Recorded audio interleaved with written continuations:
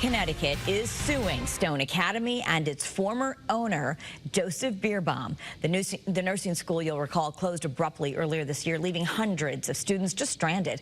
Attorney General William Tong says Stone Academy has been trying to withhold damaging texts and emails and mislead the public through PR tactics as his office conducts an investigation into the closure.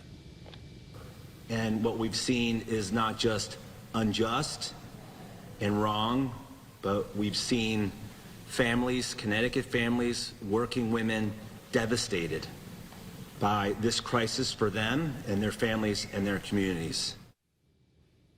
The lawsuit also names Paier College of Art, which is also owned by Bierbaum. Former students are also still waiting on a state audit to help them move on. It's been overdue from the Office of Higher Education.